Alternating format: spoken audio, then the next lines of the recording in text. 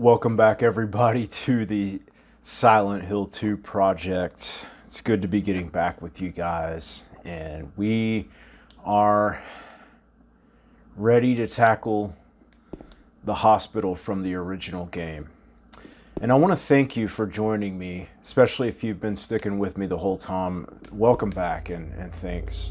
Thanks for hanging out with me while we check these two awesome games out. They're both awesome games. And I just want to show you, like, you can't really appreciate the new game completely until you play the original game. That's what I think. And I guess I could say it the other way around. Like, you won't truly appreciate the original game. Well, I guess that's not exactly the case either. Just put it this way, the original game on its own is good. It might not hold up to today's strict standards as far as like modern games and what qualifies a game to be good in modern standards, but it doesn't matter because even though it's 23 years old, it's still such a good game. So standalone, you know, this is really about this game. And I'll say that, you know, I'm kind of serving it to you from that standpoint. Like, anything that I see from the remake that reflects the original game, I'm going to point it out. Or if there's something that the remake elaborates on to a greater depth, like that one room I showed you in the apartments that's not found in the original game, I want to point it out. Okay. But we won't really understand the new game until we understand the original, and that's why I've got both of them together. So we do have a map to check out of Brookhaven Hospital. So we'll do that first. This is the first floor. As you can see, it's quite elaborate. There's quite a few rooms that we're going to have to check out. We've got the second and third floor and the roof all on one page. So that is Brookhaven Hospital. We are currently in the reception office, and we're just going to start looking around. It seems to be about the patients hospitalized here. Jack Davis. He has attempted suicide 3 times in the past for reasons unknown. Although he is normally a model patient who follows doctors' and nurses' orders, he must be watched closely due to his past pattern of sudden and violent suicide attempts. Okay. Joseph Barkin. His illness seems to be rooted in the fact that he believes he is guilty of causing his daughter's death. His symptoms suggest a psychotic break and paranoid delusions. Normally calm, but has a tendency toward violence when excited. Joshua Lewis. History of hospitalization as well as numerous assault, battery, and other violent offenses. He has a strong persecution complex and a tendency to solve things through violence. Extreme caution necessary. So that's interesting. We have notes on 3 of the patients in this hospital. This must not be a normal hospital, right? Maybe it's a psych ward? An asylum of sorts? Maybe that's what this place is. Different kinds of memos hanging up, but there's nothing of particular interest. Okay, so that solves that.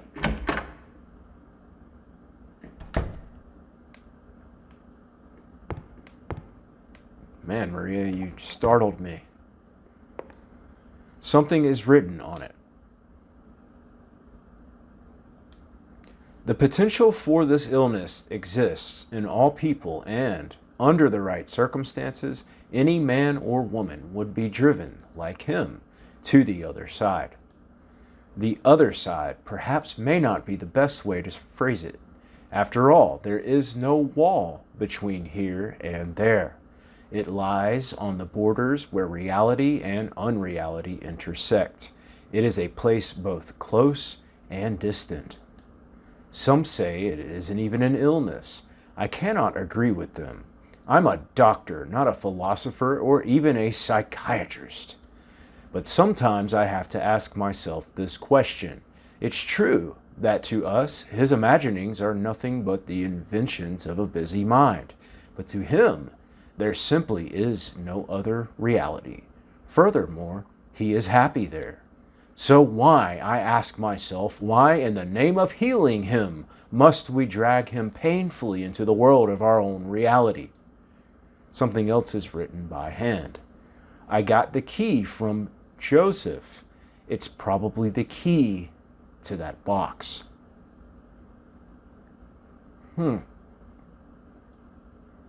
All very interesting things, right? We've got a purple bull key.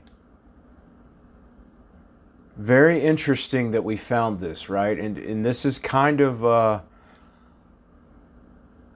well, what does this make you think of? It's talking about a place that people have referred to as the other side. And the way that it phrases it here, let's look at it again. The potential for this illness exists in all people. Under the right circumstances, anyone would be driven to the other side. Then he says, and this is a doctor saying this. Remember, he said, I'm a doctor. The other side might not be the best word for it. And he says there's no wall between here and there. It lies on the borders where reality and unreality intersect. What does that sound like? It kind of sounds like what we've been experiencing through James's perspective, right? I mean, that's what it should trigger you to think about, because what have we experienced so far up to this point in the game? Questionable things, right? Monsters, delusional things. Like, it's actually kind of funny if I bring up Laura again and the fact that we're like terrified. There are these things coming after us and we're fighting for our lives, yet there's this little girl just playing around in the same place and she's not experiencing any of this. So could it be that we're experiencing the other side? And that's what this is talking about. We're experiencing something that, you know, the doctor here says that this illness has a potential to exist in all people, but it's not really happening with Laura. It's happening with Eddie. Remember what he said in the scene where he's puking, and he said, I did see some weird looking monsters.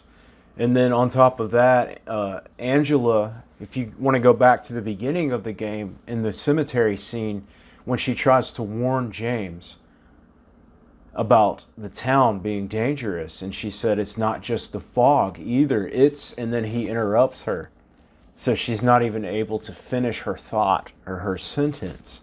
Maybe this is what she was going to say, you know, something pertaining to what this doctor's talking about. We're finally getting an answer, so it would seem, right? So that's interesting to point out. So does that mean that, you know, she is experiencing these things too? You know, is there something, some part of Angela's psyche that the town is manifesting for her? It's doing that for Eddie. We already know that because of what he said. He's been seeing monsters too. So it's interesting, right? Another thing I'll go ahead and point out here is that, you know, James at the beginning of the game self-reflecting, and Angela, we caught her self-reflecting in the apartments, right? Staring into the mirror at herself. Who doesn't self-reflect? Eddie, right? The only self-reflecting he did was in a toilet bowl. So, I mean, yeah, it's definitely related, okay?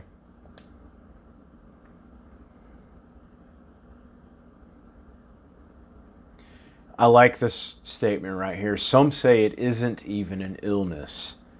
I cannot agree with them. I'm a doctor, damn it. Not a philosopher or even a psychiatrist. And that's a nice argument right there. I like that. I'm a doctor, so I'm going to see this. You know, I deal with the sick. I deal with treating people who are sick.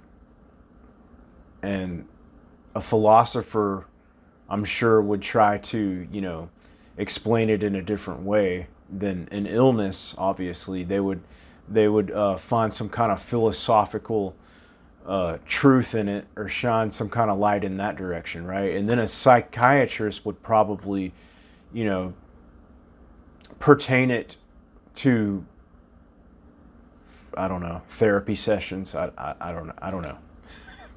It's just an interesting statement.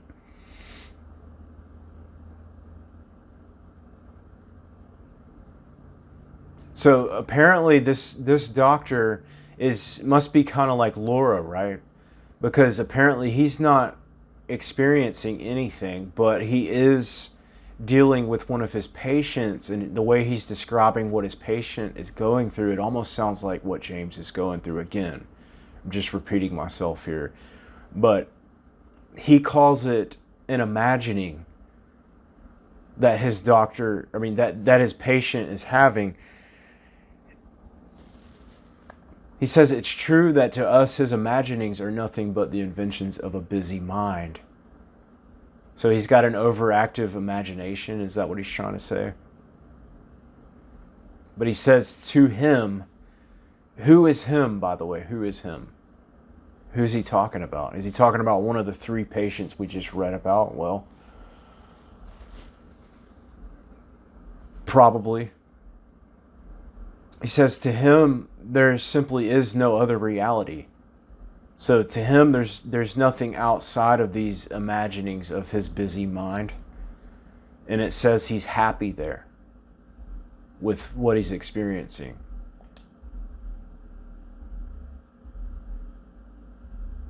And then you've got that last sentence there. It's asking a question. Why must we drag him painfully into the world of our own reality? I know I'm taking my time here, guys. I'm moving slowly, but I just want to, you know, get you thinking about this kind of stuff so that you can kind of get some more clarity about the storyline and kind of get your mind going in that direction. And then the last thing we've got on this is a message written by hand, and it says, I got the key from Joseph. It's probably the key to that box. Well, we read about some guy named Joseph, so real quick, let's go back and see what it says about Joseph.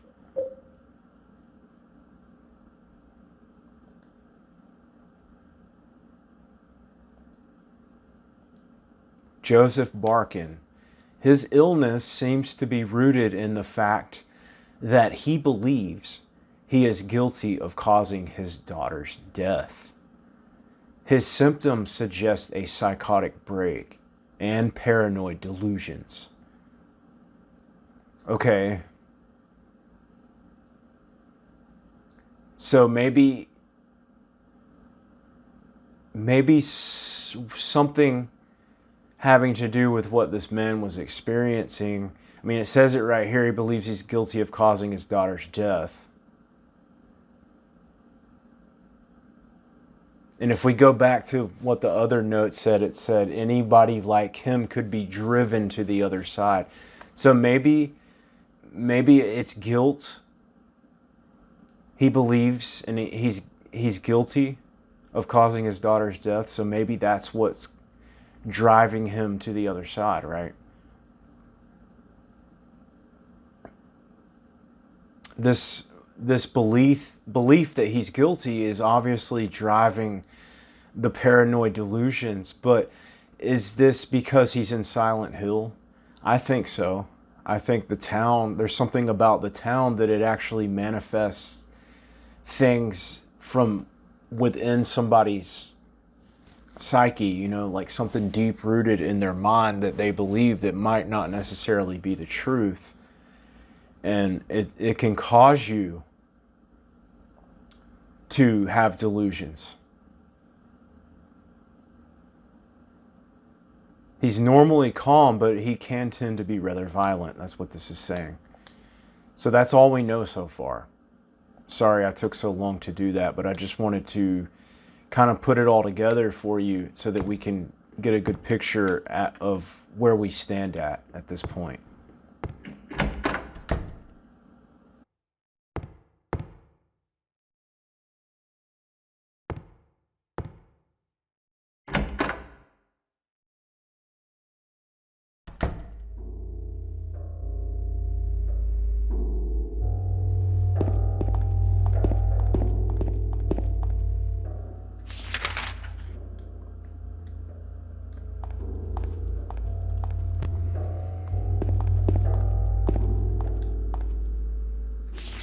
Sorry guys, there's a lot of doors here that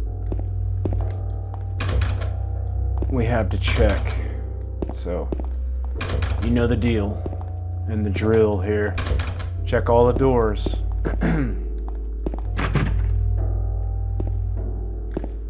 Just for the sake of marking them off of the map.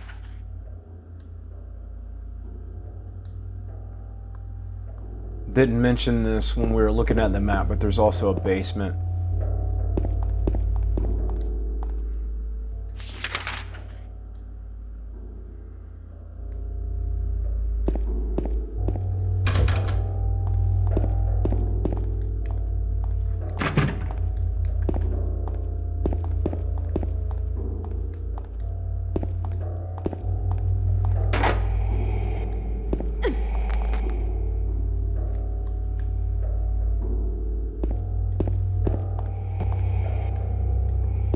It's so weird. I can stand right. Okay.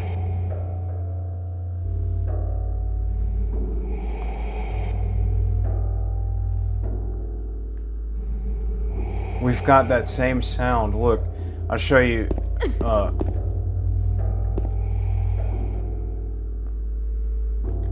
It's like faint right here. If you're standing right here, you can't hear it. But as soon as you come over toward these doors, it like triggers the sound. Every time you move or make any noise, it triggers that sound. It's that respiratory sound. It's pretty much the same sound that we heard on the 3rd floor of the apartments, the Woodside apartments. Interesting, right? Doesn't do that anywhere else. Can't go to the basement.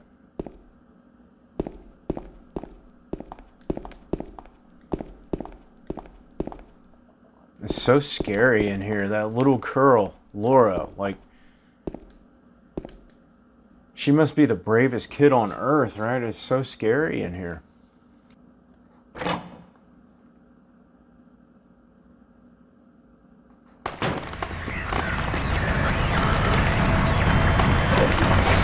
Oh. Good, Maria.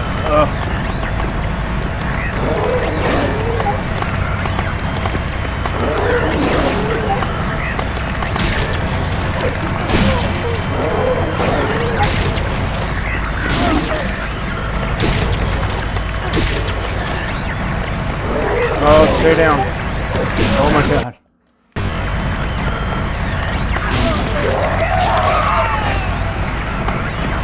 Well, that's proof that I can die now. So let's try that again. I just got my ass kicked. Wasn't ready for that. He's kind of slow with this pipe.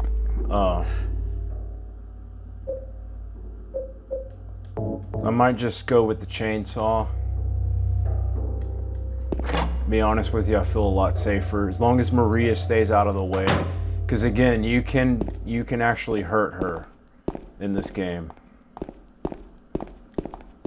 And we don't want to do that.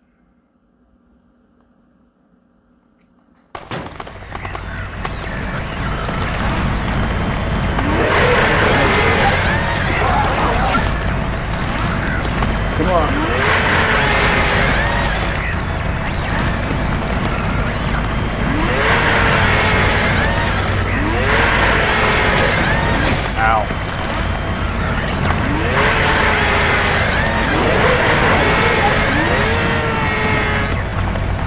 Those nurses are pretty strong.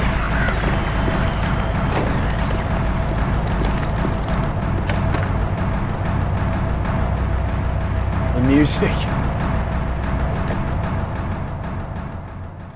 It's crazy music.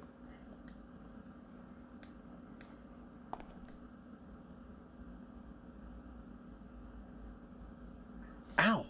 What's wrong? I just pricked myself. Are you okay? Yeah.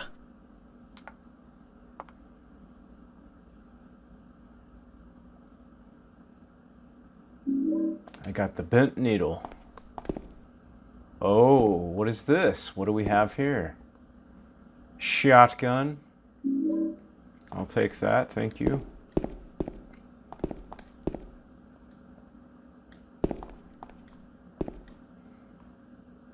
He's still looking at something. I guess it's the bear. You still looking at the bear? Yeah, I think he's just looking at the bear. Just the normal stuffed animal.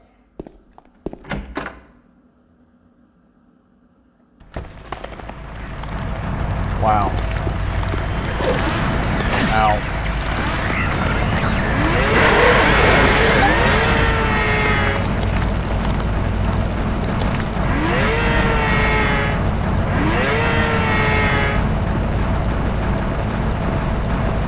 Anybody else want some? Well, I got this thing started. I don't want to have to start it again. Yep. All right. It's an elevator that doesn't work.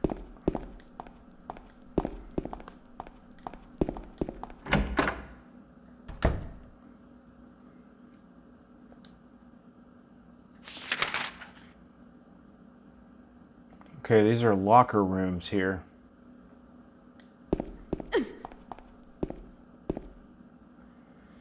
There's a magazine here. That won't be any good right now. What kind of magazine is it, James? Interesting poster there.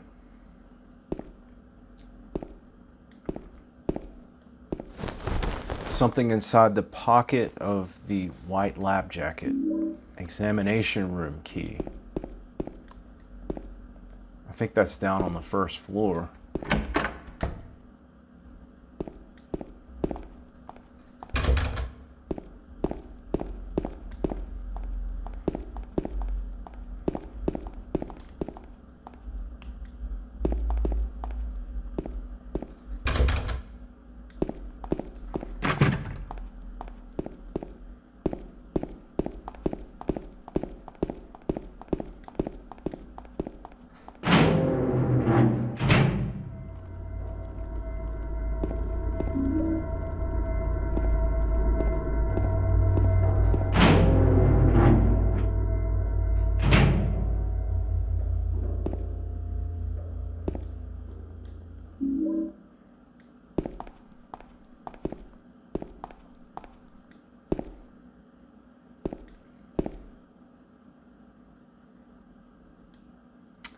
There's a typewriter here. Got no use for this. Wait a minute, what's this? There's a sheet of carbon paper still stuck in the typewriter. I can still read the print left on it. I know it. I know the number of the box. 2766. It can't help him anymore. The button key doesn't scare me, so nobody can stop who I am. I don't know who I am. Is who I am. Is who I am is. Okay then. Well, we have a combination now to some box. Is it the same box we got the key for?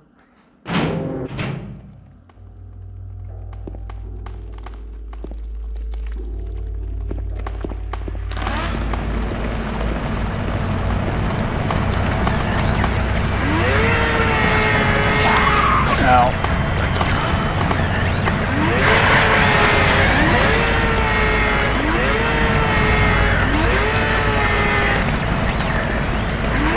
Oh shit. Run, run, run, run. Oh my god. Okay. Let's try it again. I suck at this game, don't I?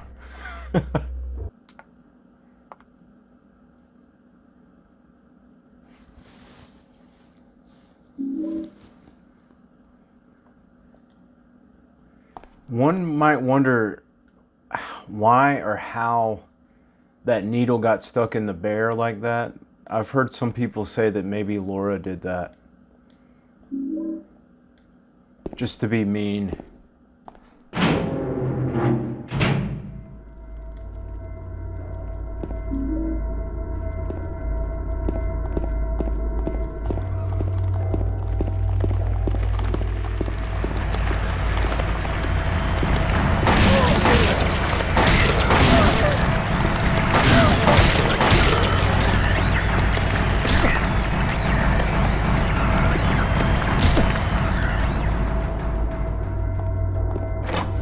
Start at this end of the hallway this time.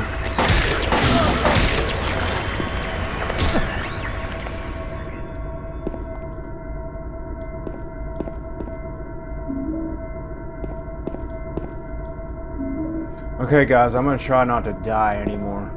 Look at this room. It looks so crazy. It looks like a bottle of like iodine or Bactine or something exploded in here. It's so gross looking.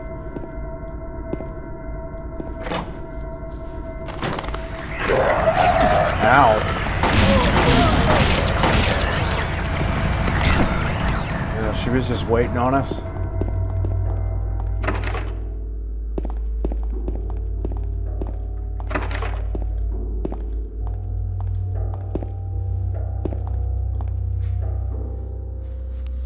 Okay, that elevator doesn't work either.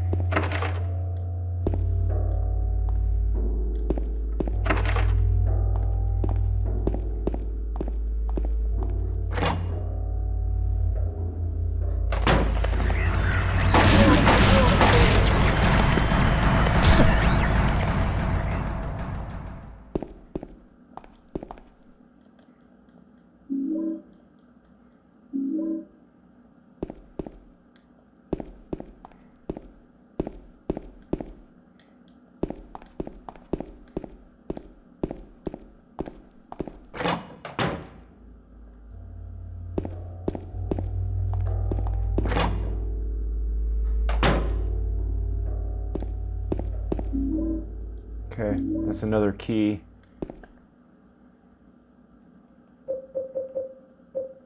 Lapis eye key. An eye is carved into the top of the key. The iris part is made of lapis lazuli.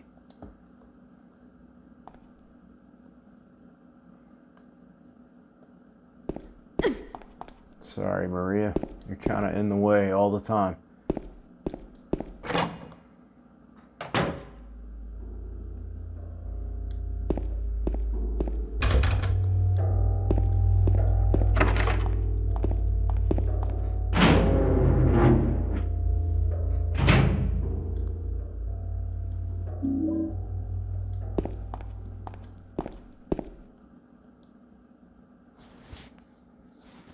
Okay, we already read this.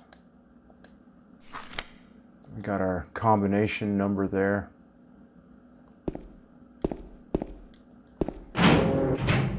Okay, and that's the second floor, so.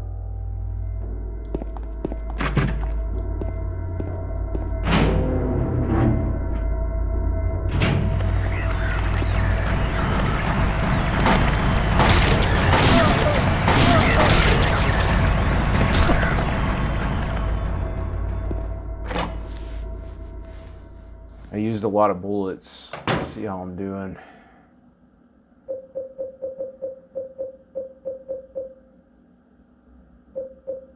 Oh, I'm doing all right.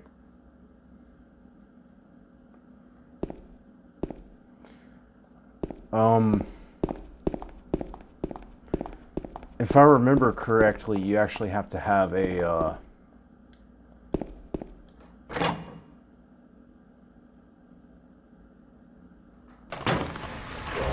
oh my god, I almost shot Maria.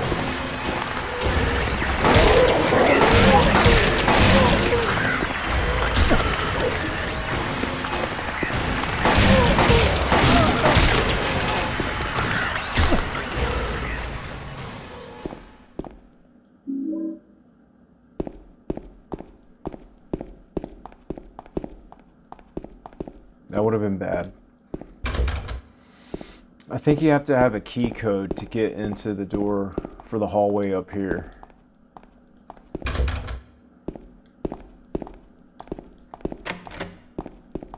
Like everything's locked up here. Yeah. Yep. So you have to find that key code, but if you guys remember, we got that examination room key. And the stairs keep going up. This goes up to the roof, but this is definitely going to be locked. Yeah. Okay. So we'll go back down to the first floor. All the way down.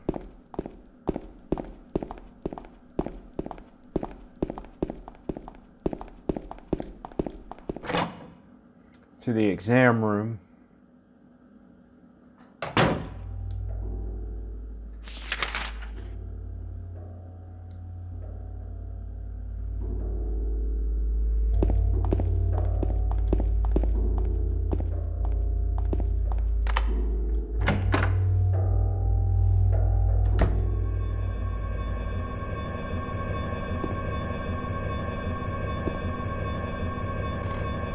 Medical records on the desk.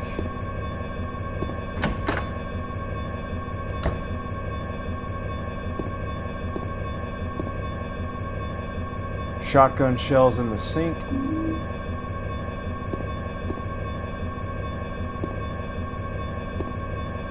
And this. Third floor patient wing hall, 7335. And I do believe that's everything in here.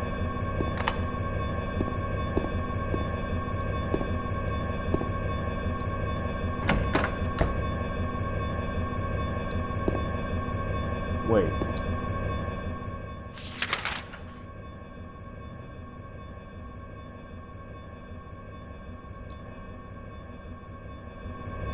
Can you go in that one room here? No. Okay. Alright. Well.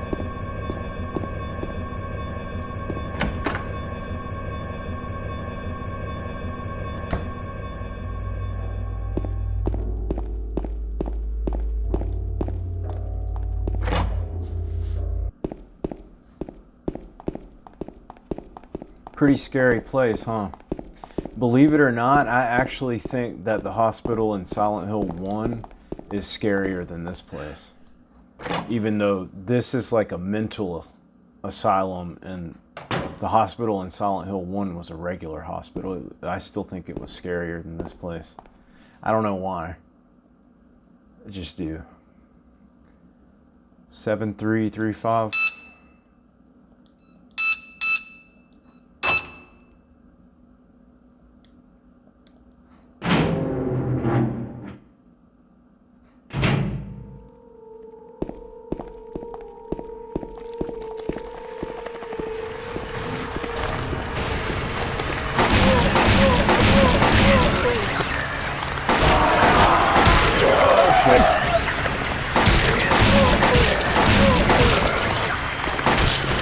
Oh my God, stop getting up. How many times do I have to shoot you?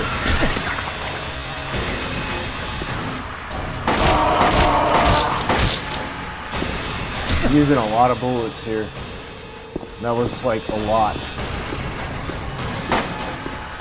Stop missing, James. Golly.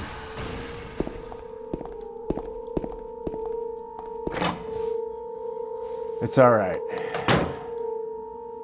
Oh. Is this that box they were talking about? What does this say? There's something written on the wall. Louise, I'll take care of you. Or, like the number 4. Ever. It's my destiny. Wait. So we have a memo about a box. And the key that we picked up, hang on. It says it goes to a box. purple bull key on the desk in the document room. It says, I got the key from Joseph. It's probably the key to that box. So, putting everything together, that could mean that Joseph, the guy that blames himself for his daughter's death, this might be his room. And, well, this is probably his box because this is his room, right? And it says on the wall, Louise, I'll take care of you forever. It's my destiny. And could Louise be his daughter, you know, the one that he blames himself for her death? Wow, look at that. So we've got 2 key locks and we've got 2 combination locks. We've got 1 combination found already. We've got 1 left and we got 2 keys for this box. So we need 1 more thing before we can open it. So we're not quite ready to come in here yet, but what the hell is in that box? Like, that is crazy, right?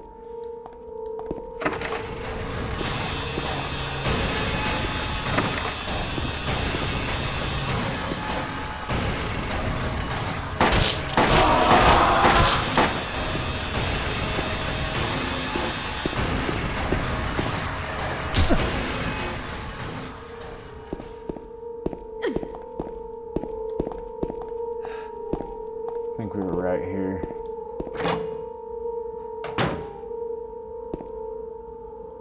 Okay, save my game. I don't want to die again.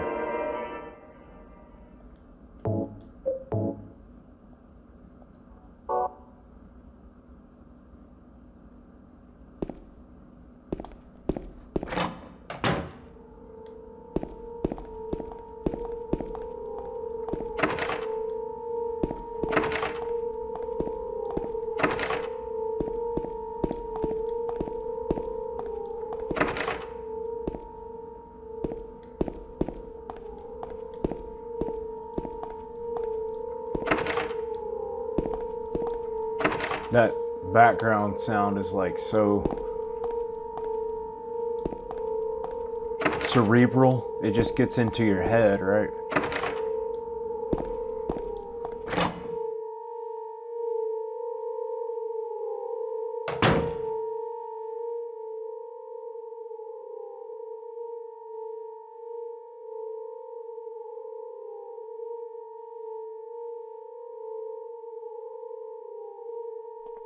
James.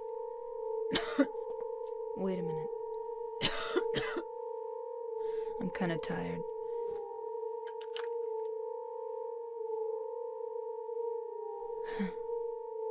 It's just a hangover. You should rest.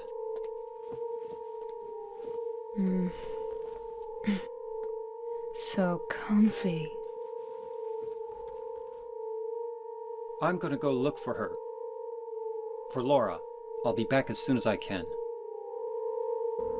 Well, are you sure it's just a hangover, Maria? Are you sick? Is there something wrong with you? What was that medication you're taking?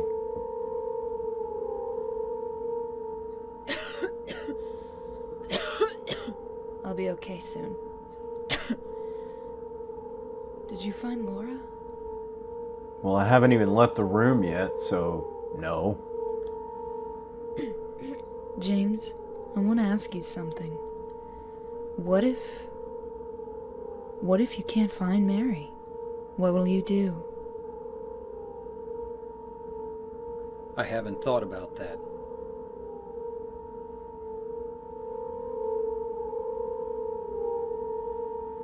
Wait a minute. We haven't thought about that, have we? And that's an important point. So he is so convinced that he is going to find his wife that he said at the beginning of the game has been dead for 3 years.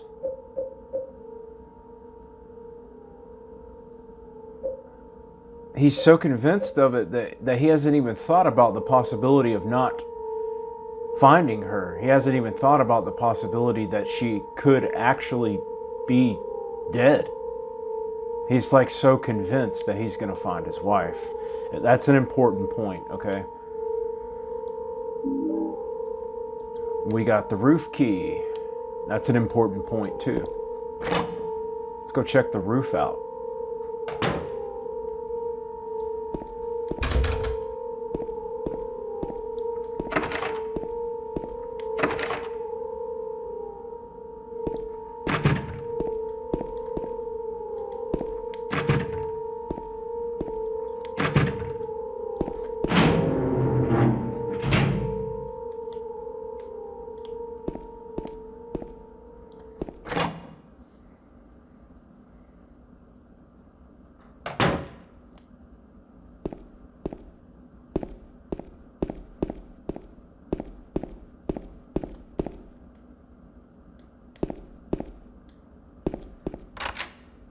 Use the roof key.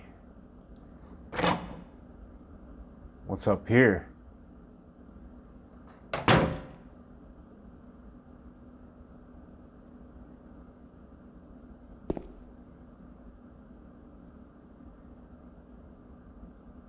That's like a really tall fence.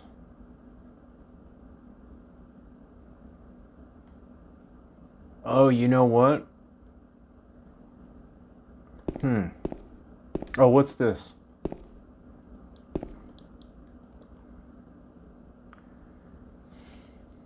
There's something on the floor. Is it a diary? May 9th. Rain. Stared out the window all day. Peaceful here. Nothing to do. Still not allowed to go outside. May 10th. Still raining. Talked with the doctor a little. Would they have saved me if I didn't have a family to feed? I know I'm pathetic, weak. Not everyone can be strong. May 11th, rain again. The meds made me feel sick today. If I'm only better when I'm drugged, then who am I anyway? May 12th, rain as usual. I don't want to cause any more trouble for anyone, but I'm a bother either way. Can it really be such a sin to run instead of fight? Huh.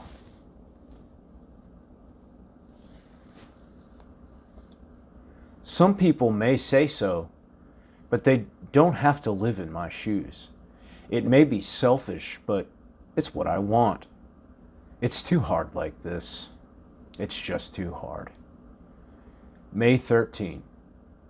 It's clear outside. The doctors told me I've been released, that I've got to go home.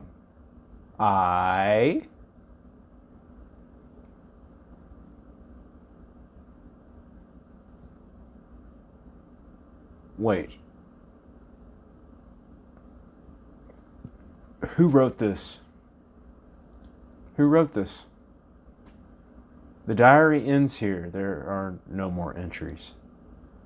What was a diary doing up here? Yeah, that's a good question.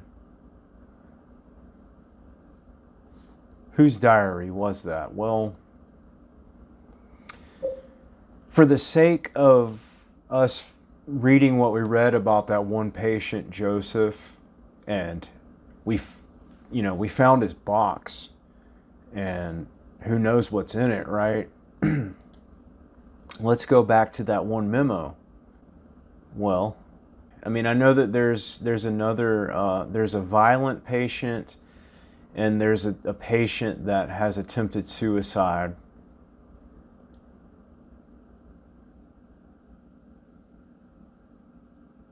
Three times in the past for reasons unknown. It says he has a past pattern of sudden and violent suicide attempts. I don't think that they would tell that patient that he could go home. I really don't. So I don't think this is his diary.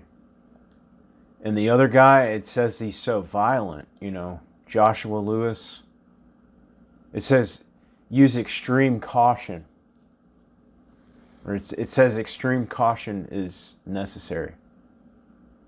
Numerous assault, battery, and other violent offenses. I don't think this is his diary either. Why would they tell either one of those two patients that they could go home? I don't think that would happen. But Joseph, well,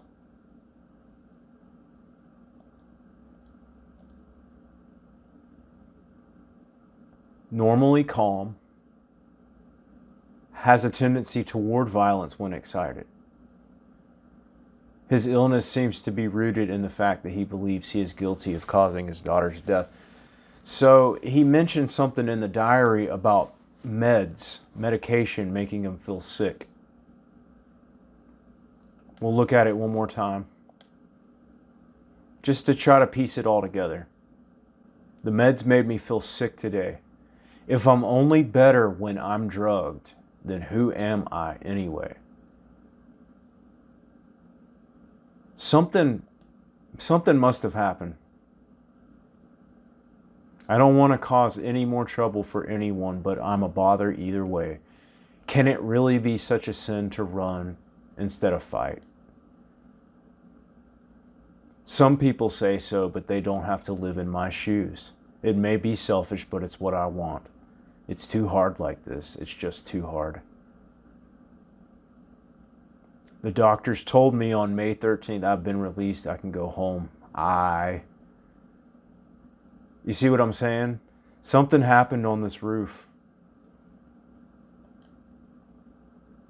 Something happened. And something happened with his doctor too.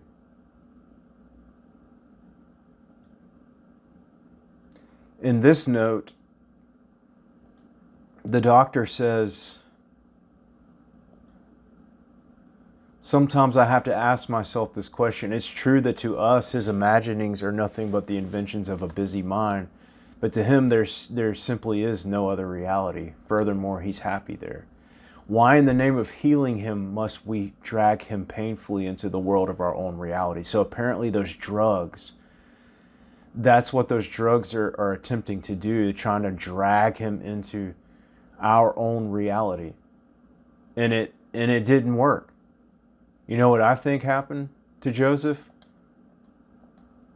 I think he jumped. I think he jumped off the roof, and that's why his diary ends abruptly. And that's why they have these fences up here now. They're like really high to prevent that from happening. That's my theory on it. I think there's something that Joseph and James have in common. I think this is where the game's trying to tell you, well, if this can happen to this guy in this psych ward, Joseph, and he's experiencing these delusions. And the doctor says that there is no separation between our reality and the other side, is what people call it.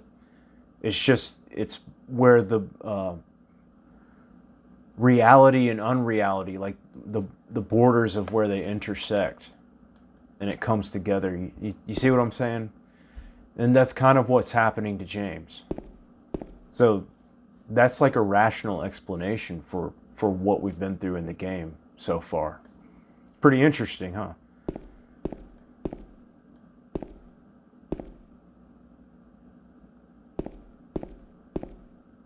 Oh God. Oh my God.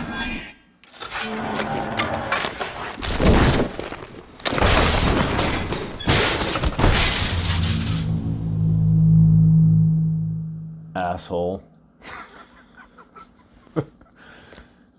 That'll scare the hell out of you the first time. Hey, that door looks familiar.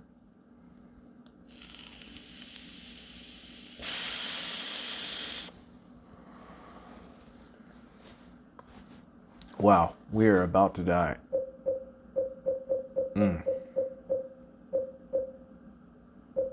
Oh, look at all these health items I haven't even used yet. Man.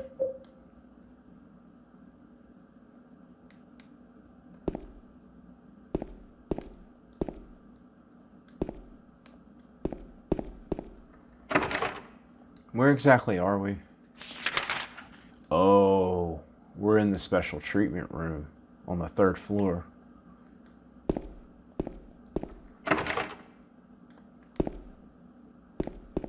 Look, you can even see where the ceiling came in, or caved in. It's pretty crazy. Something is written on the wall. If Joseph looks calm, he can be taken out of his cell. More on Joseph. Apparently they had him in a seclusion room. There's something written on the wall in blood.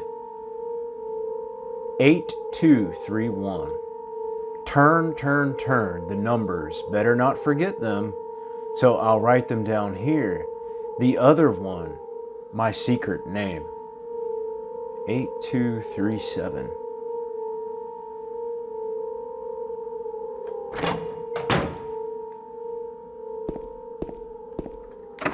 So, with that, we actually have all... We've got everything we need to get into that box now. I wonder what's in that box. Something good, right? Something interesting. Let's go check it out.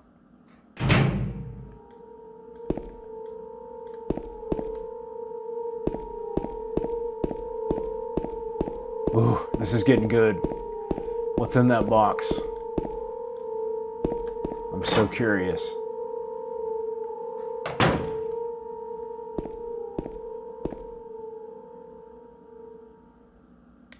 Okay, turn, turn, turn. You can't turn this, you just push buttons. So you know that the 8237 goes to this one. Whoops.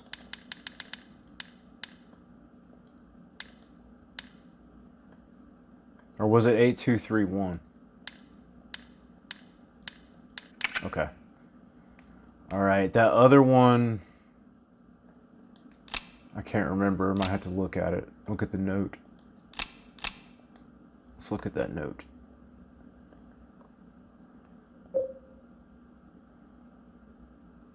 I don't know who I am is who I am. It's who I am. Yeah, it's got a number on it. 2766. Okay.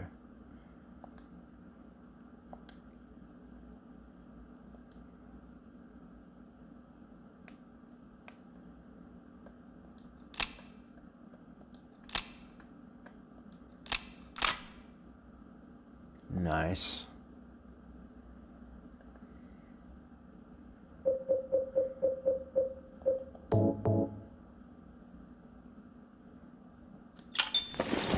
One left.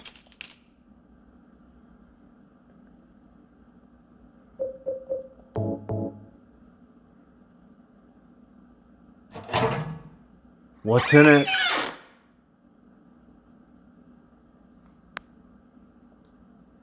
There's nothing inside the box.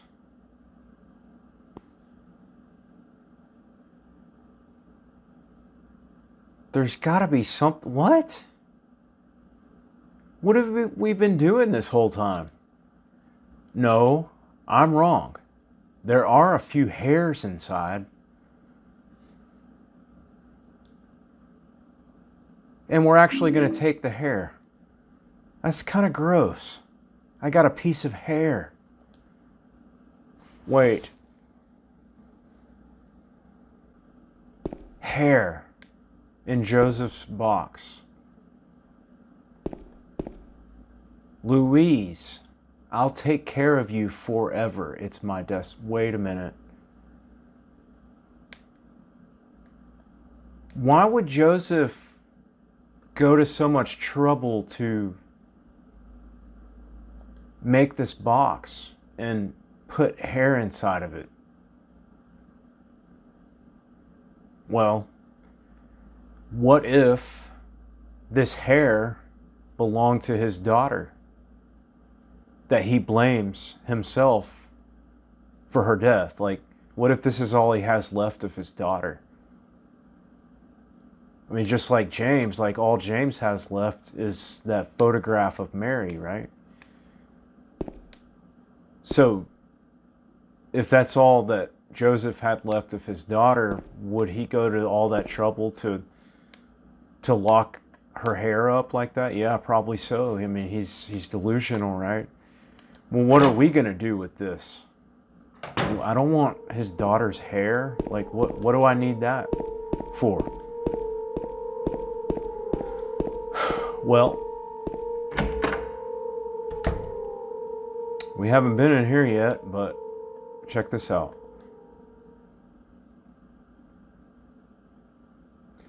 There's something stuck inside the drainage pipe. It looks like a freaking ear. The hole is too small. I can't get my hand inside to reach it. Maybe if I had something... Wait, maybe if I had a long, narrow tool of some kind. That's what she said. But seriously, we do have a bent needle and we do have some hair. No, James. No way. I'll never be able to snare it like that. Yeah, you gotta combine them. That's what I'm trying to do.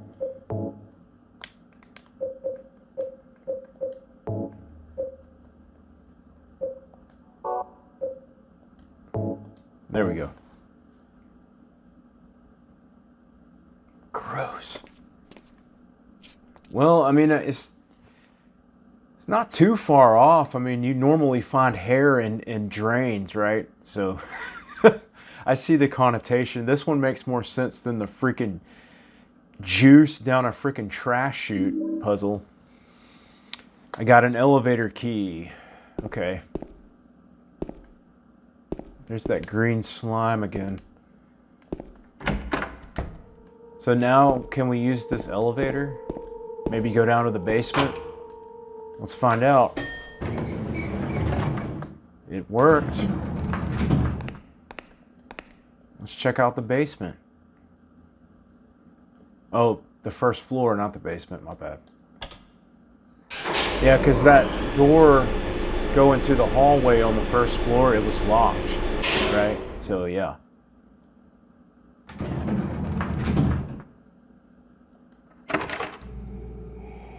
Oh, God, the breathing. You guys remember the breathing? Oh, we're in that area now. Oh, man. What does that mean?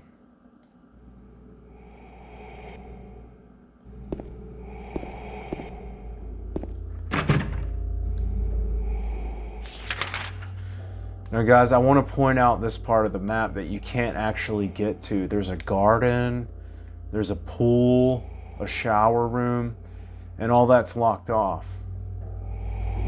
So we don't actually get to see what's on the other side of that door. It seems like it would be interesting, right? I've thought that for 23 years.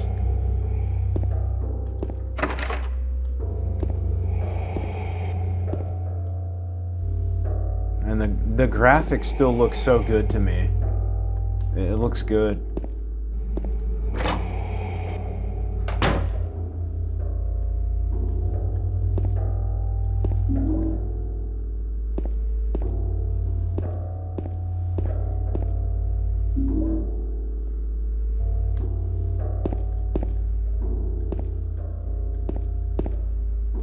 It's a crazy looking room.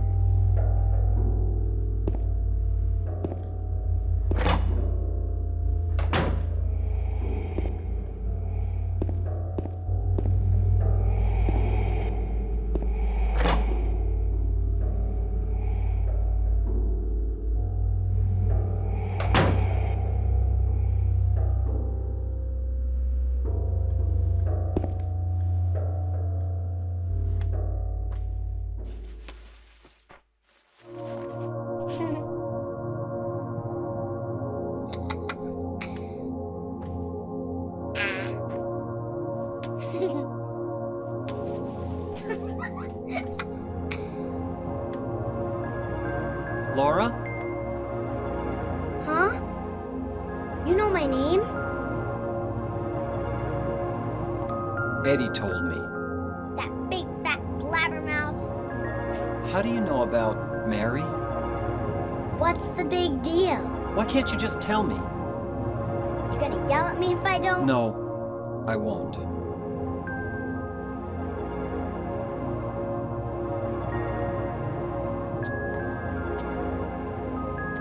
was friends with Mary. We met at the hospital. It was last year. You liar!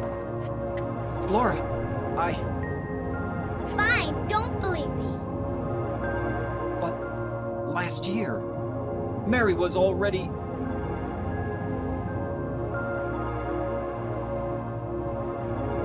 I'm sorry, Laura. Anyway, let's go.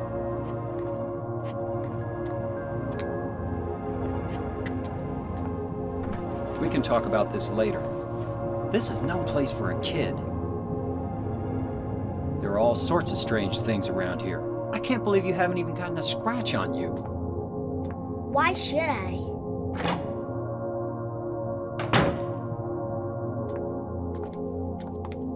Wait, there's something I gotta get. Later, okay? But it's really important. What is it? A letter from Mary. Huh? I wanna go get it, is that okay? Yes, yes.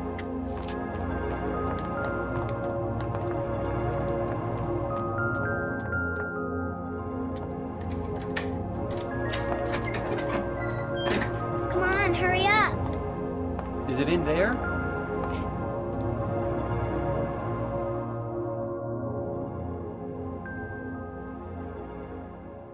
Yeah, in the back.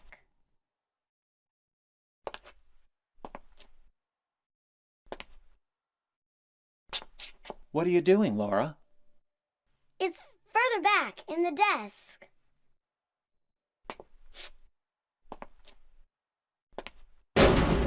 Laura!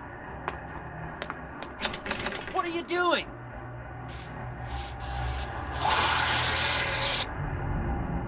Ha ha, I tricked you. Open the door, Laura. Why should I? I'm a liar, right? Want me to open it? Huh? Do ya? What's the magic word? Laura? Okay, I guess I won't open it. I think I'll just leave you like this. You snotty little brat! Open up! Why, you... Laura? You hurt me! Oh my god. Alright. Here we go. Oh. Wish me luck, guys.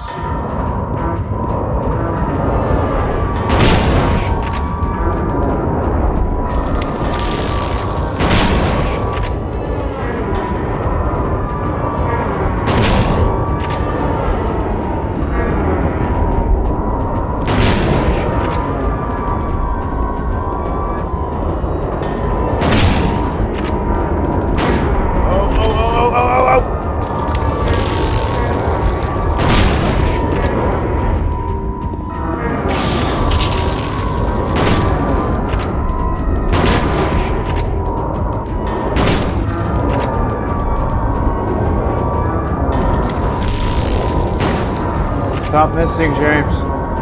Oh my god. Go.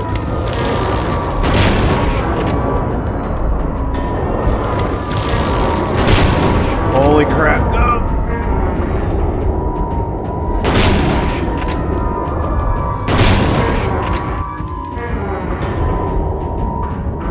Go! Oh, another one. I'm shooting in the wrong direction.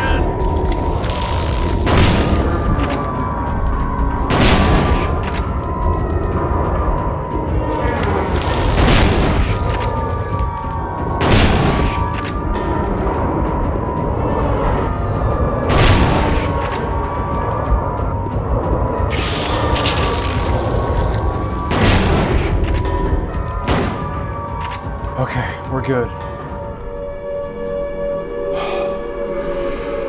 What the hell is happening?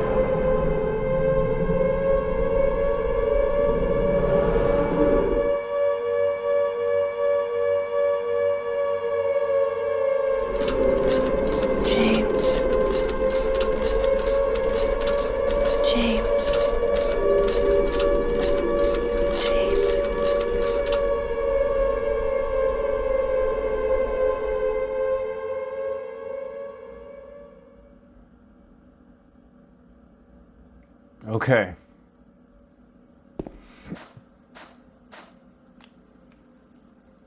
It's raining and there's grass, or we're outside.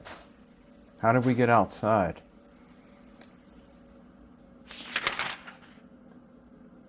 It says we're in the garden. Strange. Well,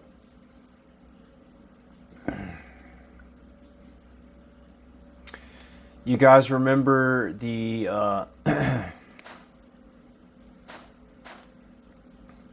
the clock in the apartments? You remember the puzzle that we solved?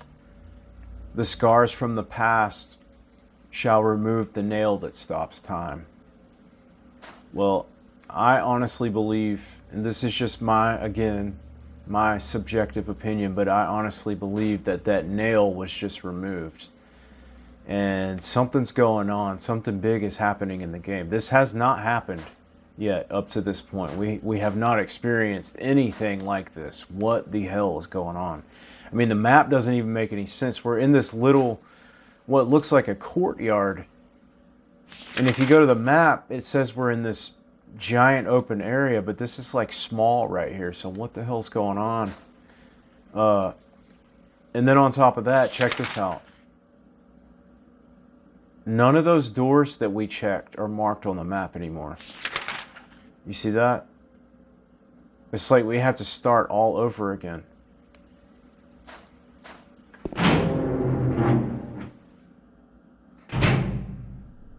And, well, that's exactly what we're doing.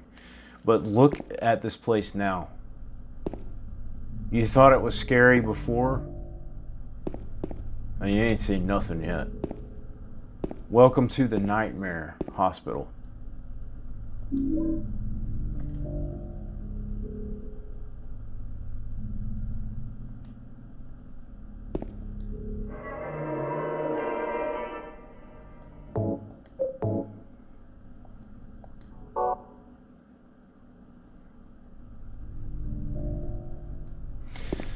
Another thing I want to quickly point out is what Laura told James.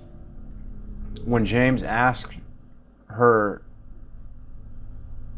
"How do you know Mary?" And she says, "I met her last year in the hospital and she was my friend." And that's when James says, "You liar!" And he never should have done that. But yeah, that's James for you. And well, why did he say that? Because he believes that she died 3 years ago. That's what he said at the beginning of the game, right? So, okay.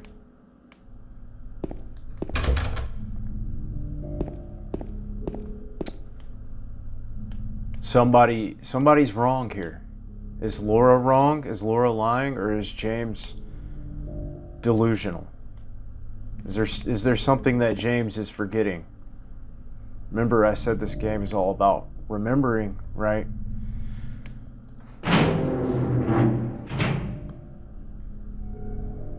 Oh God, it's so scary.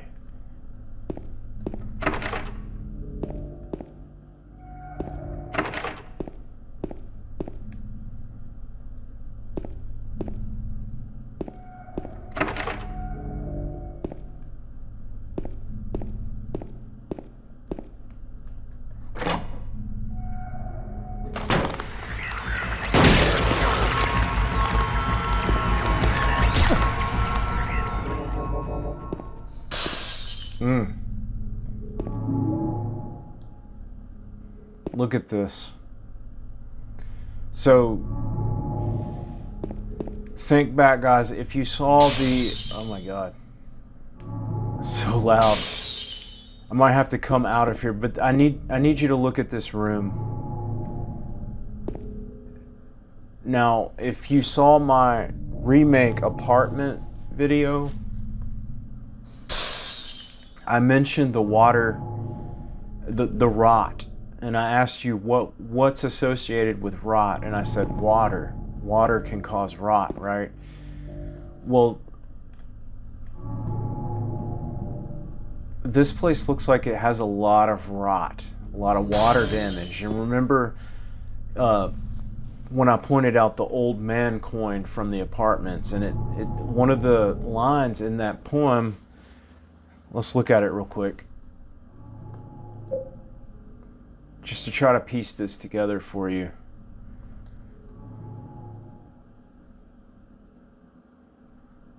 And this is what's so great about this game. You can come back to any time you're playing the game. Say you're playing it for the first time. Anytime you think about something that you've read before, you can go back into your memo section and read it again. It like hangs on to all of it for you. The old one beside the serpent sits not. So this is the old man coin right here. This is what I said represents James. 'Tis to the prisoner's left that he doth rot. And what is all of this? It's rot, right? And this is how James is experiencing what that doctor described. And we could even go back and read it again. Let's do that, just so we get a better idea.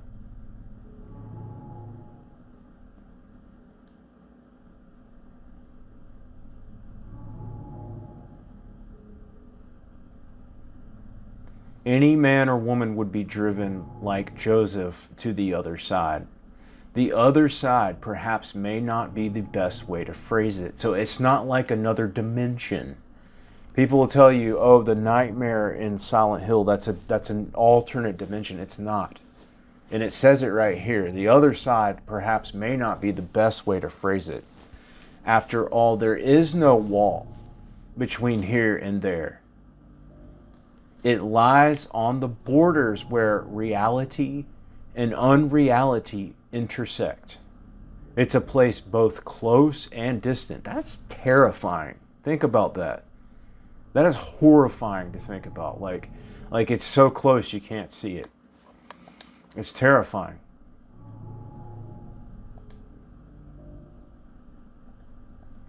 It's almost like in Stranger Things, I'm not going to get into that, but it's kind of like that. Kind of like the Upside Down, I guess. Sort of.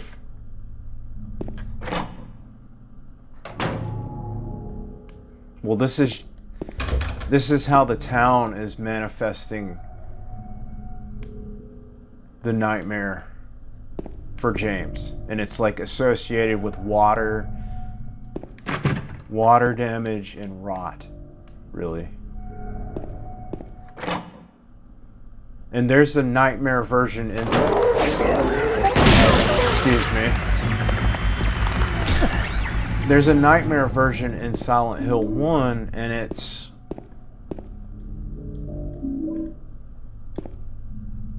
different than this. In Silent Hill 1, it's like bloody and gory and rusty, and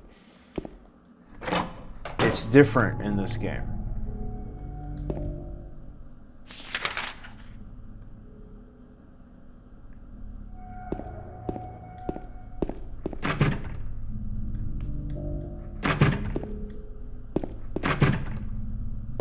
Okay.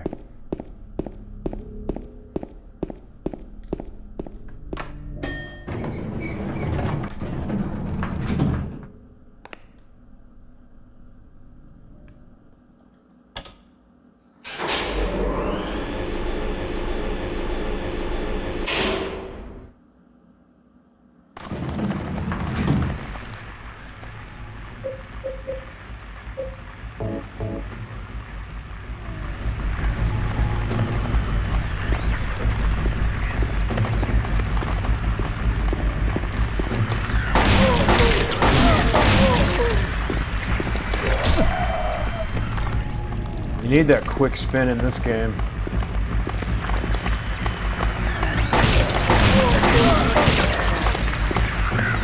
The monsters are worse in the nightmare. They're scarier. They look disgusting. They're also more powerful.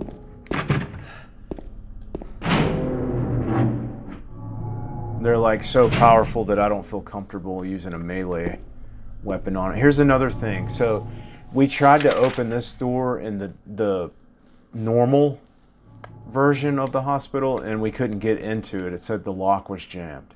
But we can get into it in the nightmare version.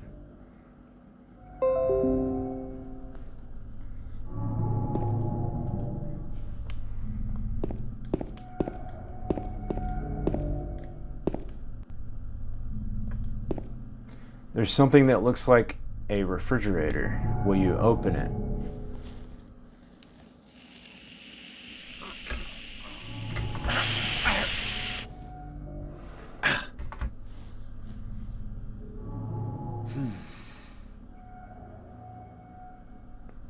It's no good. The door is too heavy to open by myself.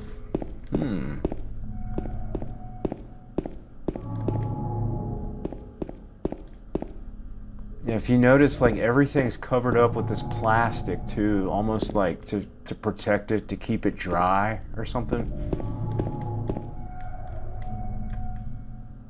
To keep it from getting water damage. It's pretty interesting.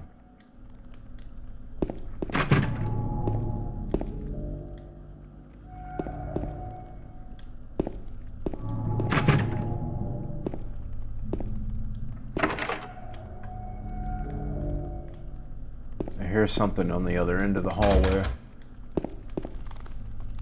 Yeah, there's definitely another nurse in here somewhere.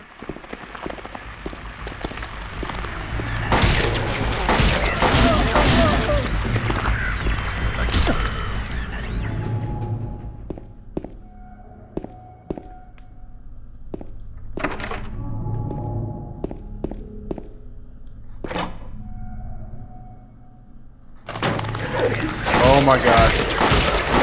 Okay, I ain't playing.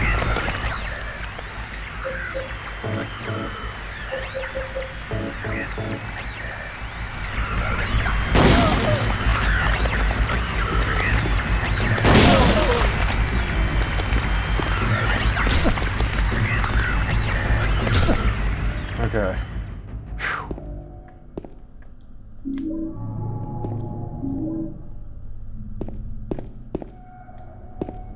Look at this room.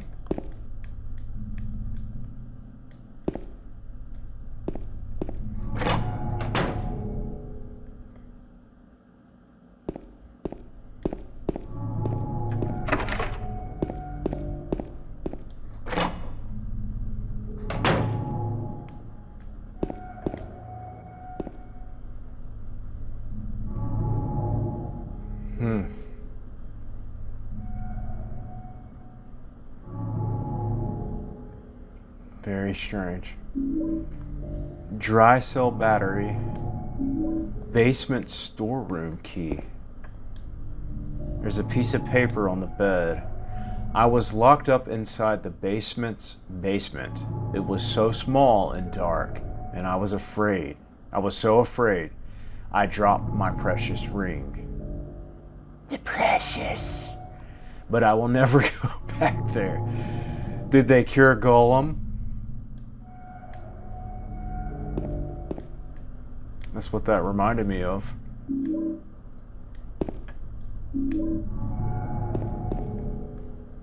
Drop my precious ring.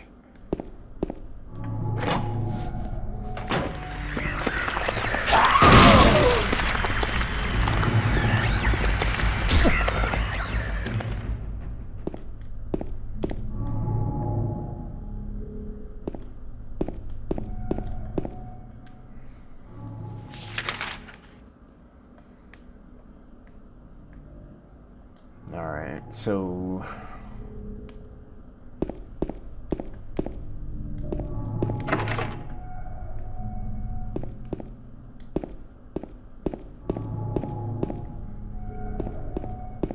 maybe we should go up to the 3rd floor now. Good thing is this place, it isn't that big. There are a lot of rooms, but it's not that big. So it doesn't take that long to check everything out.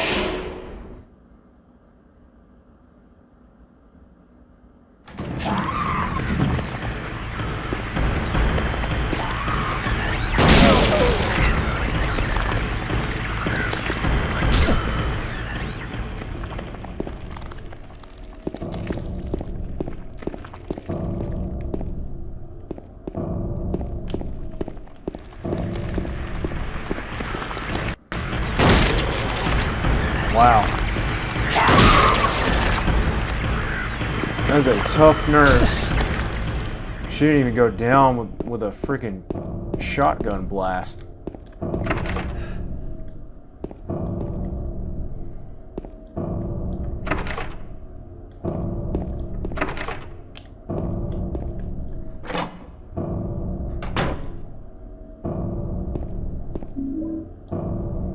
So here's one of those things I was talking about in the apartment video for the remake, an ampule. This is like the strongest healing item in the game. It says restores energy by relieving pain. Effects are powerful.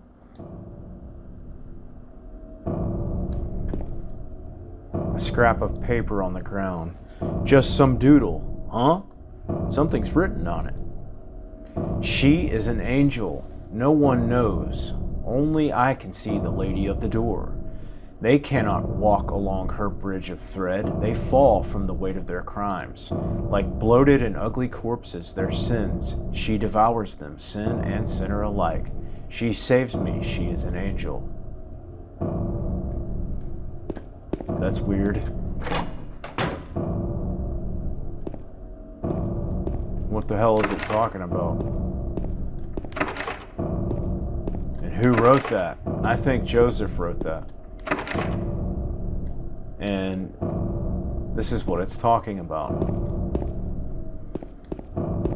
The lady of the door.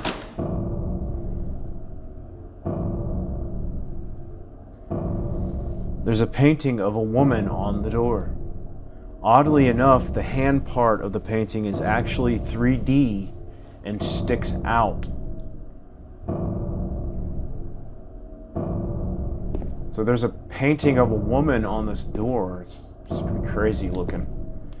And here's what he means by it's the hands are 3D. You see that? The hands are like sticking out of the door. It's really weird looking.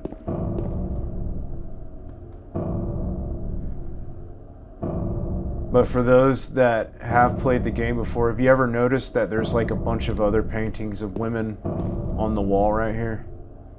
It's really weird. There's like 5 or 6 other women. They're kind of hard to see, but they're there.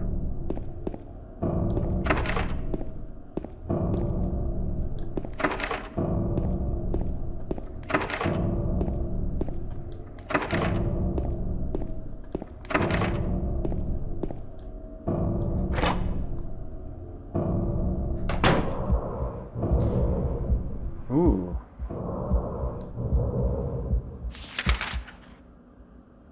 Huh.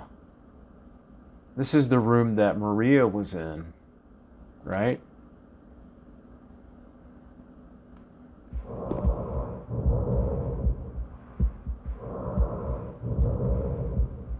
It's so weird.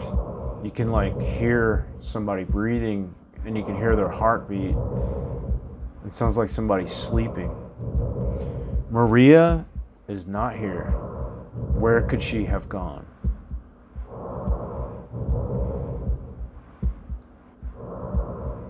There are empty medicine bottles here. Is this what Maria was taking? Is Maria sick now, too?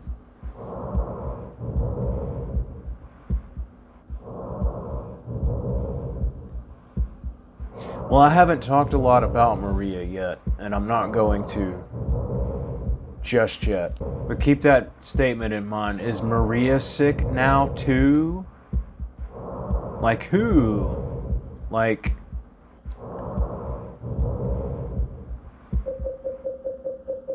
her? Like Mary?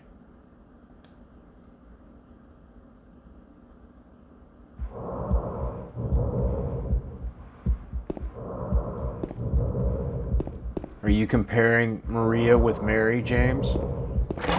Why would you go and do a thing like that?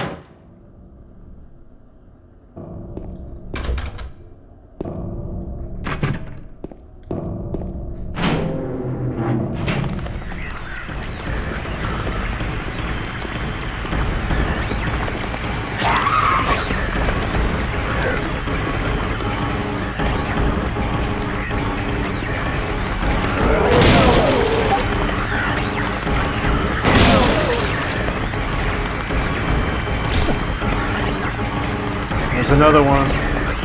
Oh shit. Ooh. Whoa, that freaked me out. Gosh.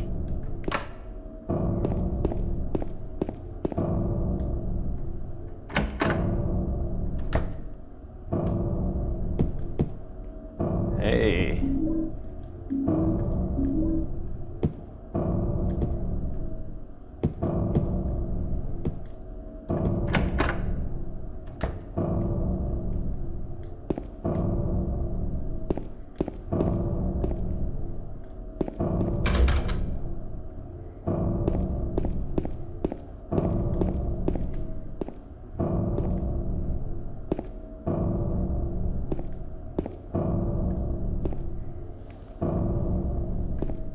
The heck is that?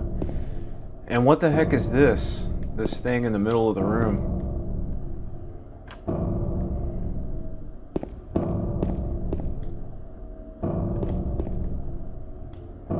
It's weird looking. Whatever it is.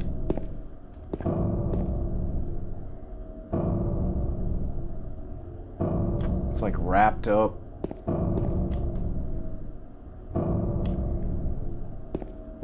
Strange.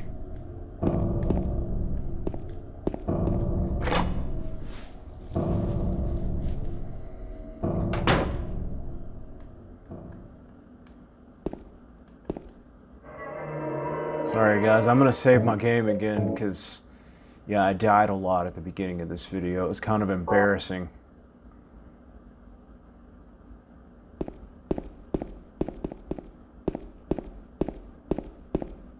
Alright, I'm gonna go down to the basement, so like all the way down to the bottom. I don't think you can open this door right here. No. Down to the basement.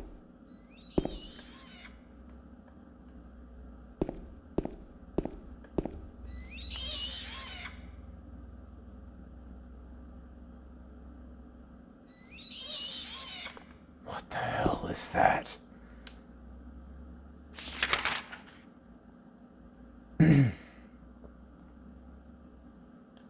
This is the base. This is what we read that note about. It said the person said they were so scared they're never coming back down here again. They dropped their precious ring. What's down here? Okay, it looks like you can move that, whatever it is. What is all of this stuff on the ground?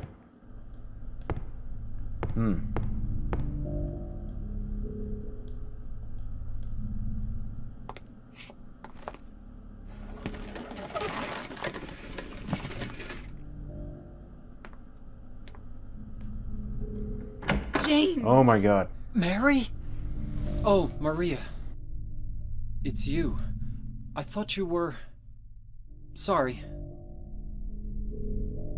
Anyway, I'm glad you're alive. Anyway? What do you mean, anyway? You don't sound very happy to see me. I was almost killed back there. Why didn't you try to save me? All you care about is that dead wife of yours. I've never been so scared in my whole life. You couldn't care less about me, could you? No, I Then just... stay with me. Don't ever leave me alone. You're supposed to take care of me. So, what about Laura? Did you find her? Yeah, but...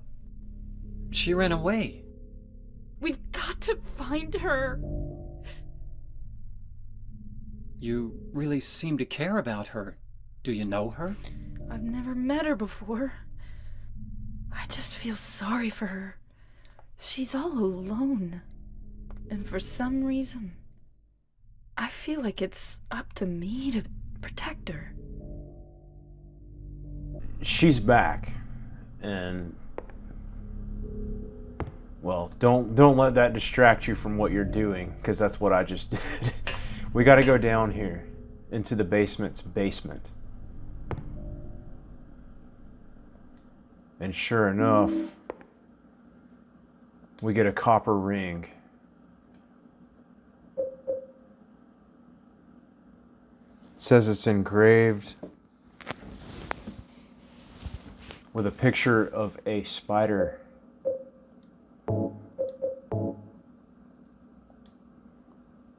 The precious.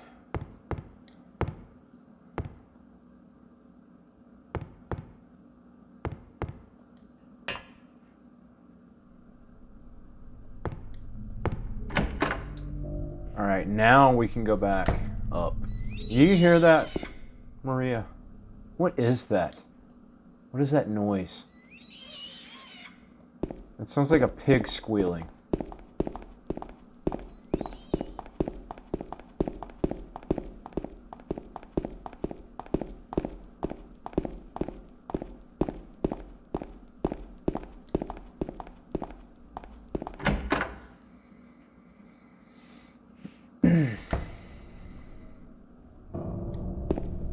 All right.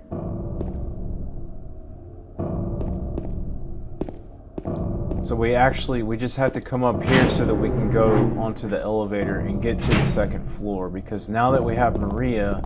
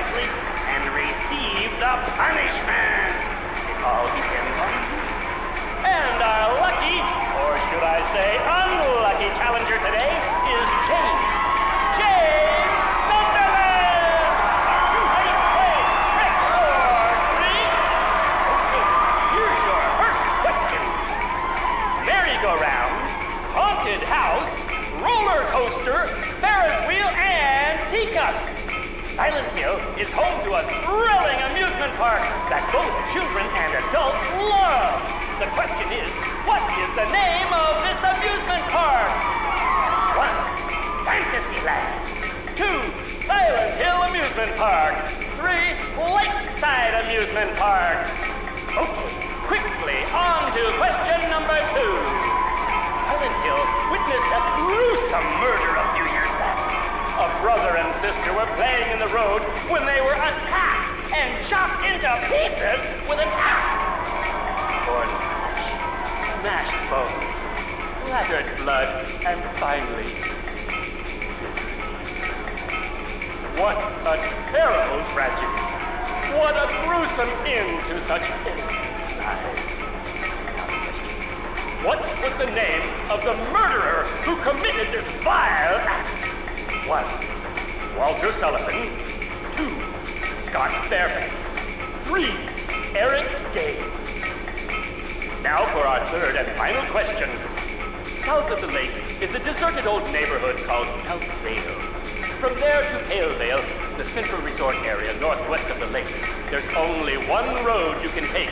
Just one road, no more. The third and final question is, what is the name of that road? 1. Bachman Road. 2. Rindell Street. 3. Nathan Avenue. Well, that's the last of our questions. Have you got it all figured out? When you know the answers, head to the storeroom on the 3rd floor to collect your prizes. But be careful if you're wrong. Well then, everybody, thanks for tuning in. See you again sometime. Bye-bye.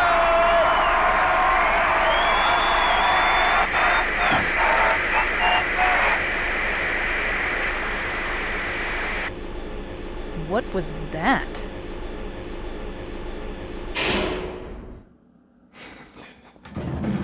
Probably something to break the tension just a little bit, because it is so freaking scary here.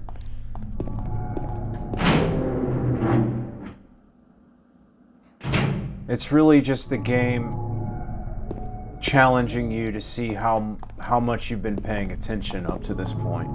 And we're gonna do that. We're gonna do what it said to do.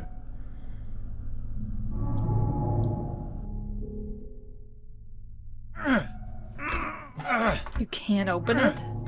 Yeah, Maria, give me a hand here. Come on. You're supposed to be the big man around here. How's a little girl like me supposed to help?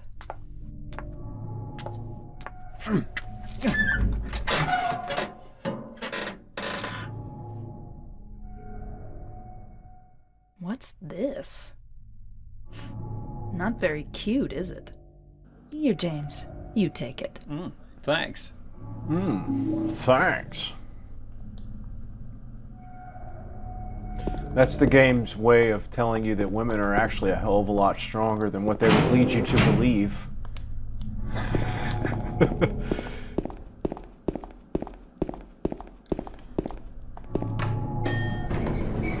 Okay, so we'll go do that little trivia thing real quick. So we got to go up to the storeroom on the 3rd floor. If you get it right, like it said, you'll get some wonderful prizes, but if you get it wrong, it's pretty bad. The game actually unleashes hell fury on you, and a bunch of monsters come out. In fact, guys, maybe we should go, since this is a lore run, maybe we should go ahead and get it wrong on purpose, and I'll save state my game, because I want to see what happens when you do get it wrong. Okay, I'm gonna get all of them wrong, and I'm gonna see what happens.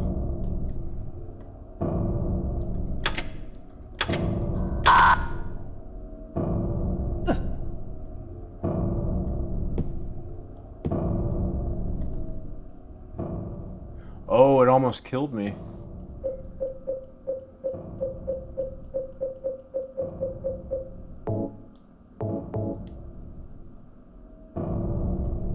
Can I still do it?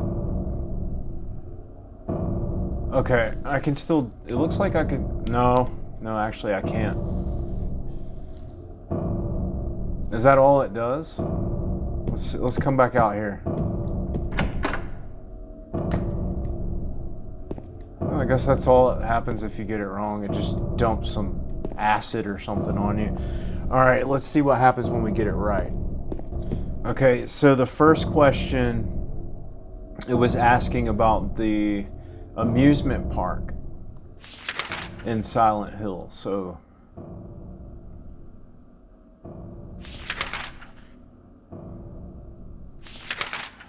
you can get the answer to that by looking at this map, and it's Lakeside Amusement Park. That was the 3rd option. So the first one is 3.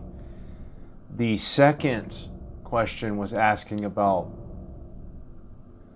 the person's name that killed those kids, and you can find that by looking back into your notes. Walter Sullivan, that was the first. So it's 3-1. And then the last one, it was asking about the road that connects Palesville and Southvale. So again, you get that by looking at the map. Hang on.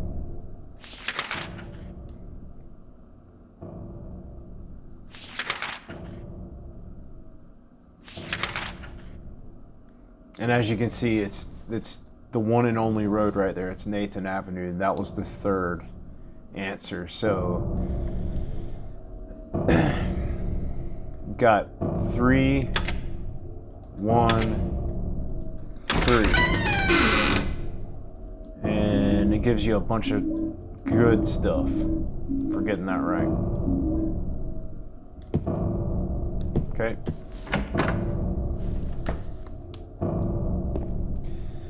We do have 2 rings now, so can you guess what we have to do with these rings? Well, you remember the lady of the door, right?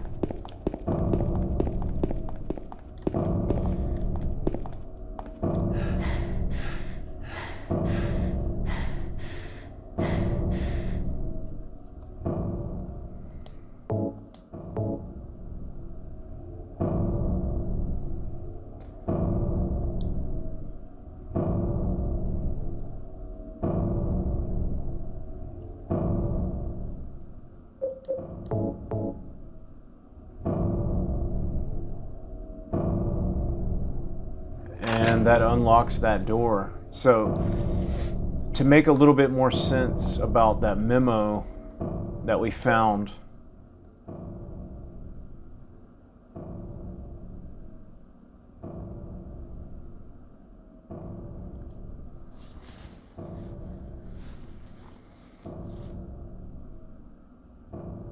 the lady of the door, they cannot walk along her bridge of thread. They fall from the weight of their crimes.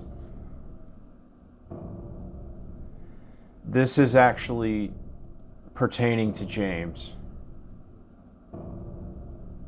Like bloated and ugly corpses, their sin, she devours them, sin and sinner alike.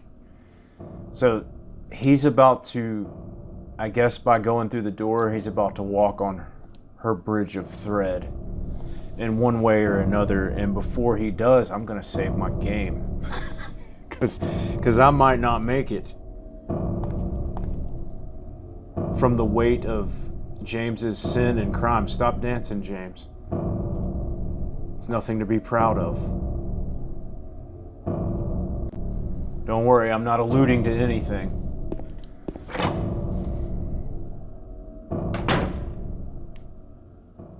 Okay, so now we're in this new area, and this is the first time that we've ever been able to access this staircase. There's another note down here.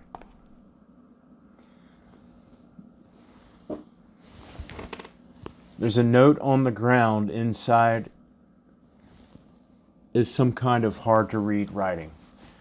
I took the director's key, the one to the museum. I hid it behind the praying woman when I went out for the day trip. I picked it up, but I did not steal. I am not a criminal. So, director's key. Is that something we're going to need? The director's key.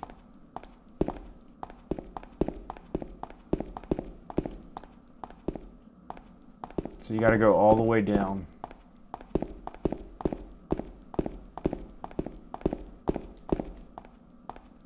And we don't have a map of this area, so you know something's up.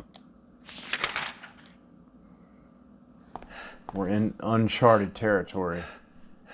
And guys, this might be a thing, okay? So just bear with me. I don't know if I'm going to do this on my first attempt. There's a good chance I might not.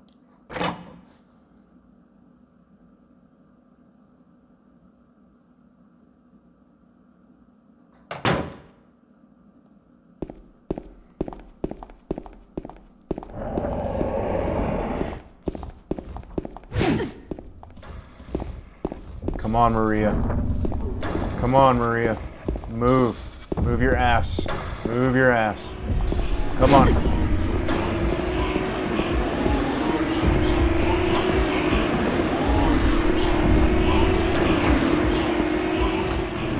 Come on, Maria. Come on. Oh my God, no. No, no, no, no, no, no.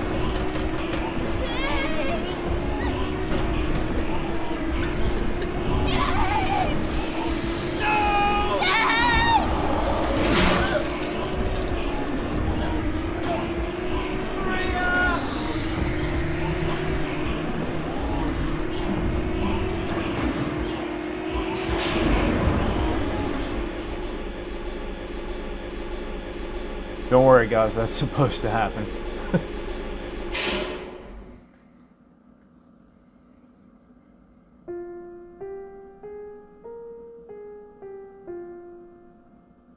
It's really sad.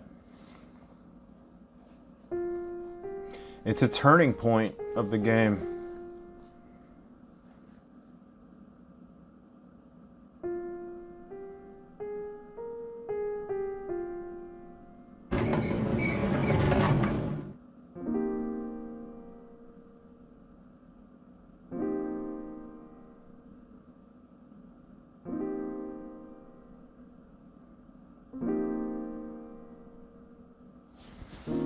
Okay, guys, so I have a little bit to say about this. Now, remember what I asked you to remember from the apartments, I've already brought it up once a little while ago, but the scars from the past shall remove the nail that stops time.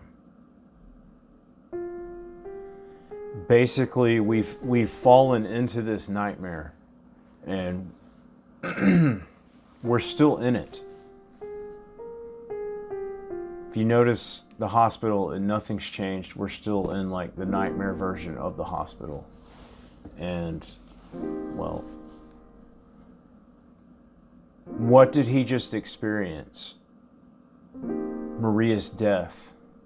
What did he experience before he even came to town? Mary's death, right? Which he says happened 3 years ago.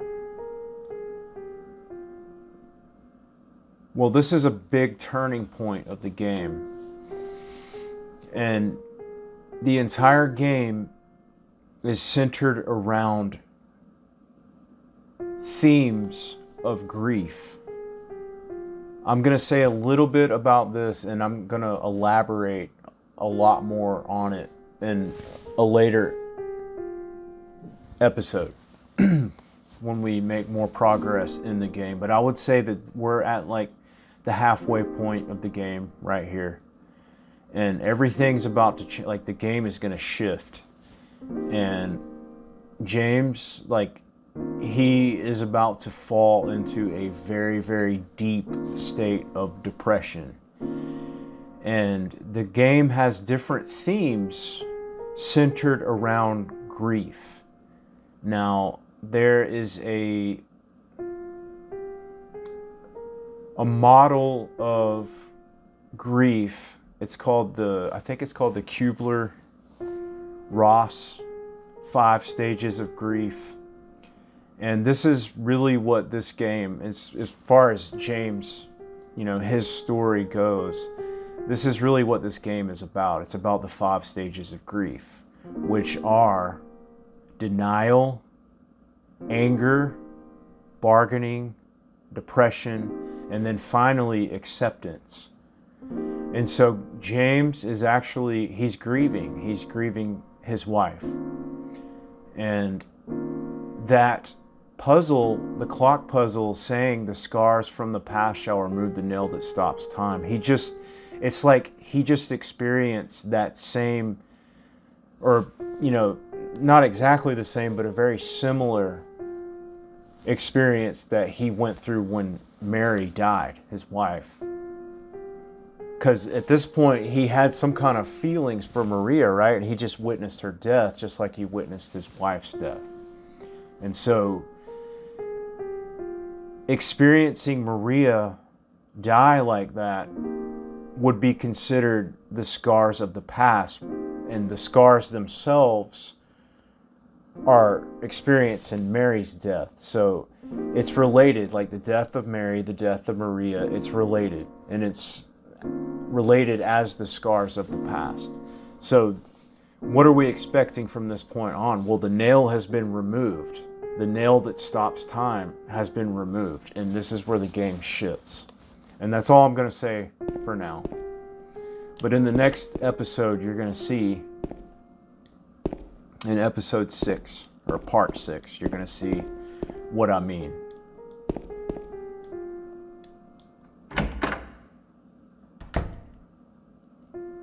Check this out.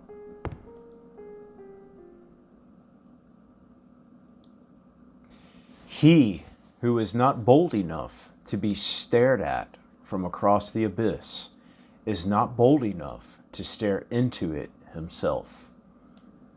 The truth can only be learned by marching forward. Follow the map. There's a letter and a wrench.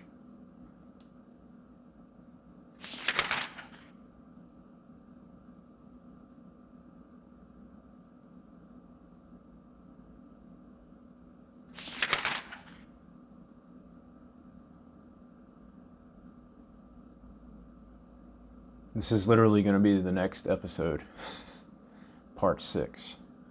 I copied them onto my map, and we got the hospital lobby key, So we can leave now. Ooh, who's that? Look at her walking all nonchalantly out there in the nightmare darkness like it's no big deal. Maybe she's not experiencing the nightmare darkness. Okay, can we go back and just look at this?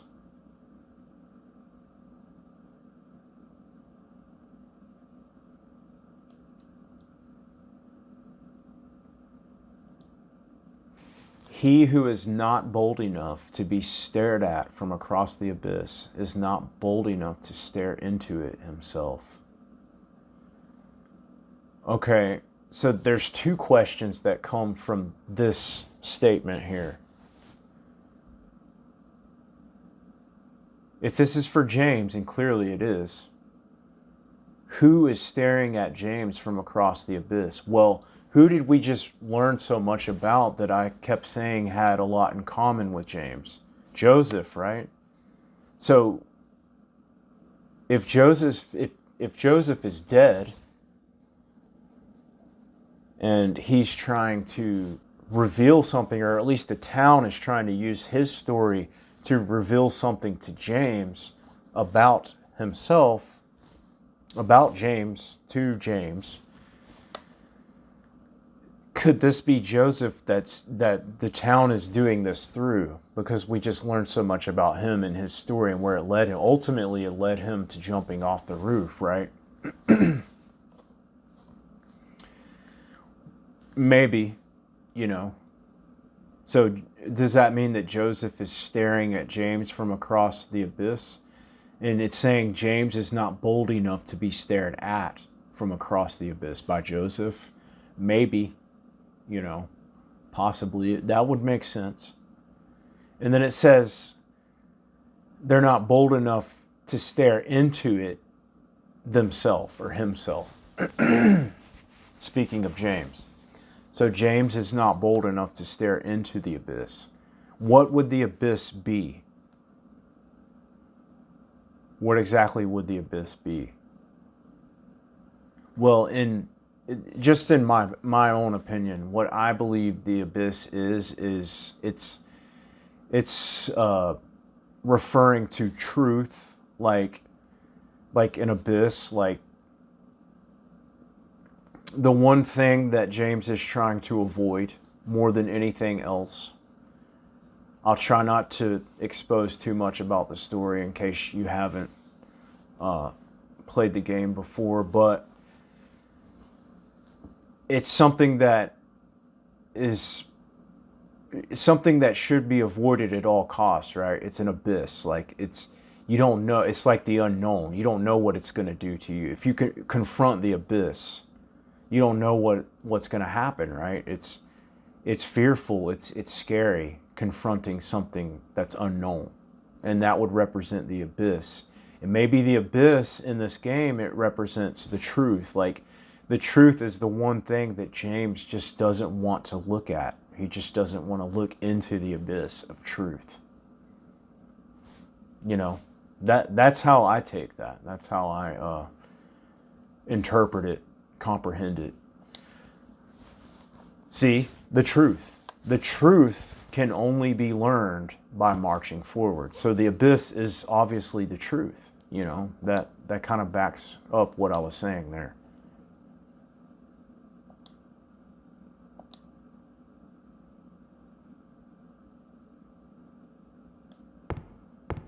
Now, the last thing I want to show you is it's hard to capture, okay?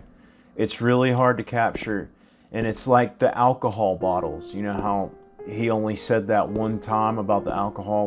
Well, he's only going to mention this one time, and you can't see it anywhere else throughout the game. It's only going to happen once. So we don't want to miss it, right? I'm going to try to read it as it goes across the screen. And I'm pretty sure with this one, he actually, you don't push the action button to read through it. It just happens on its own. And then after he says it, he's not going to say it again. So I'm going to stand up so I can see my entire screen, and I'll read this to you. And then we'll talk about it a little bit. So you come out the hospital door,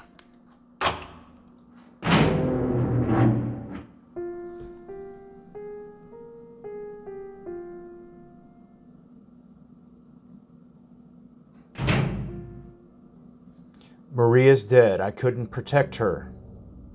Once again, I couldn't do anything to help. Laura has run off somewhere. Mary, what should I do? Are you really waiting somewhere for me? Or is this your way of taking? I'm going to find Mary. It's the only thing I have left. And I couldn't read the last part. It went by too fast, but just pause it on the screen. And he's not going to say that again. That's your only chance to read that. That's it. But what was he going to say? Is this, Mary, is this your way of taking what? Revenge? Revenge for what?